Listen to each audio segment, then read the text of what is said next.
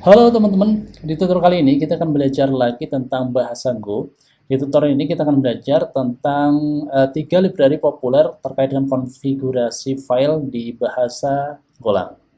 Pastikan juga teman-teman telah mengikuti tutorial lainnya di YouTube channel di Halo Video Tutorial. Nanti teman-teman bisa memilih yang playlistnya adalah Golang Tutorial. Di sini saya telah mengupload beberapa sampel video tutorial yang bisa teman-teman ikuti. Oke, kita sekarang lanjut ke blok bahasan kita. Pertama, library yang cukup populer di bahasa Go adalah Viper. Di sini kenapa dikatakan populer? Karena kalau kita lihat di sini ya, startnya aja sudah 28.000, berarti ya sudah cukup banyak developer yang menggunakan library ini.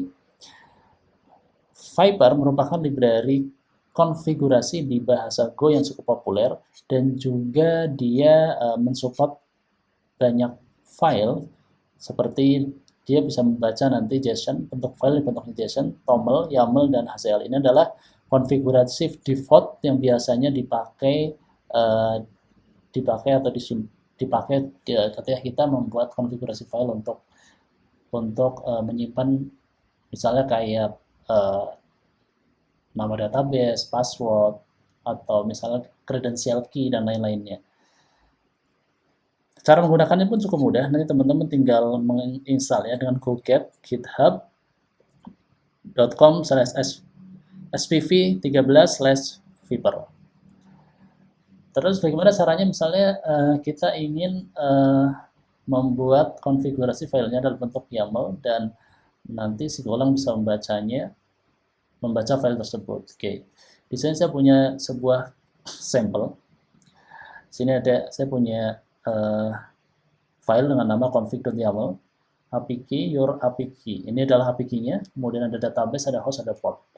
Bagaimana cara mengimplementasikannya di code? Jadi pertama tentunya teman-teman import terlebih dahulu library-nya.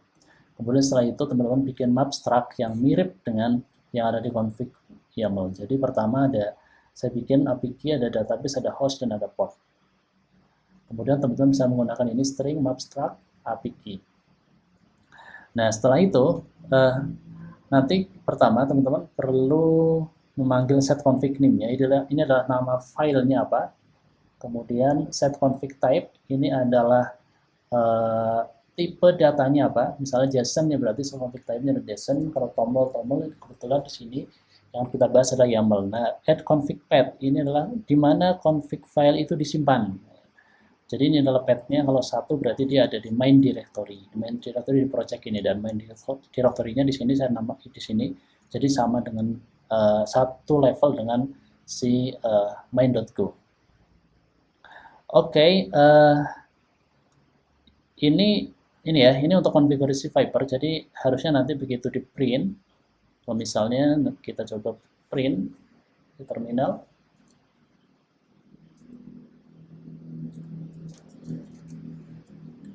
coba print di terminal, tinggal cd Viper slash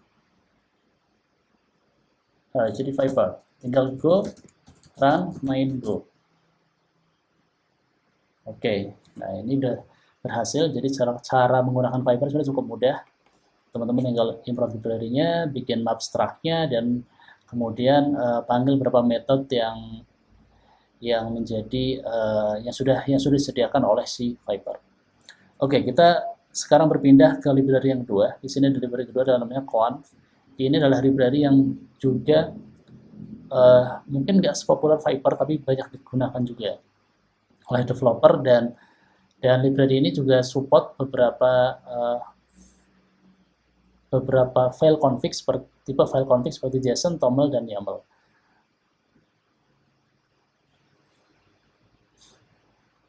Bagaimana cara menggunakannya? Nah, ini berbeda dengan sebenarnya nggak jauh berbeda ya. Berbedanya itu hanya beberapa fungsi yang mungkin cara manggilnya berbeda.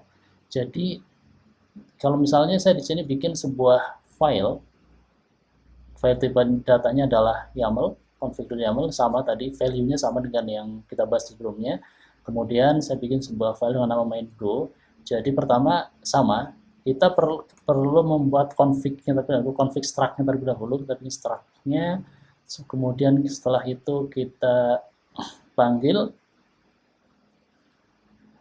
datanya, ini config new, dia ada di directory mana, kita masuk file provider. Nah, ini nama filenya apa,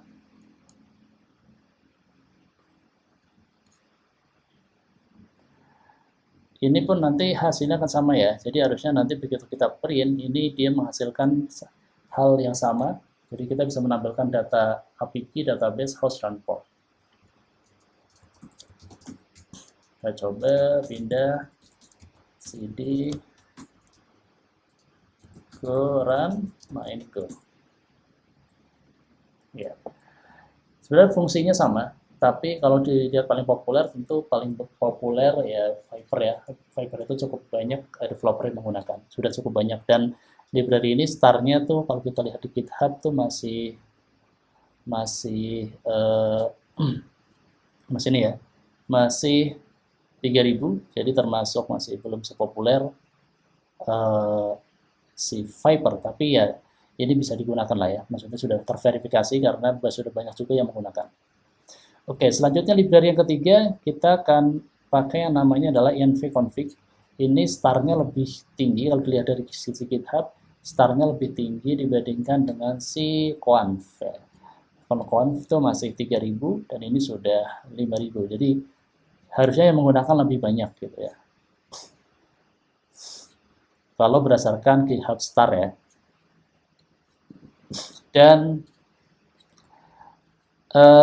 ini merupakan bedanya apa dengan yang lain. Kalau yang lain itu kita menyimpan config-nya itu di sebuah file, dan kalau si env-config ini filenya disimpan di dalam config sistemnya atau di environment sistemnya. Jadi kita bisa menggunakan export, misalnya gini, export debug false.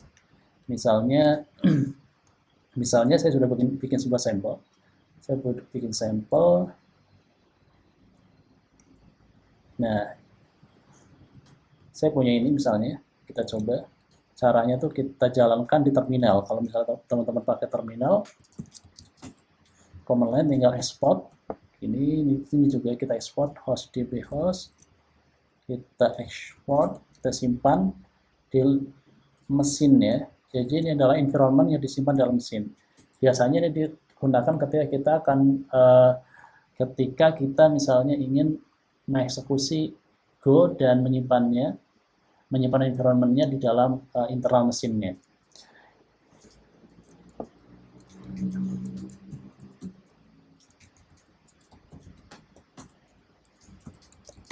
Kita jalankan, go run main go. Nah, berhasil. Jadi caranya cukup mudah. Jadi ya kalau misalnya teman-teman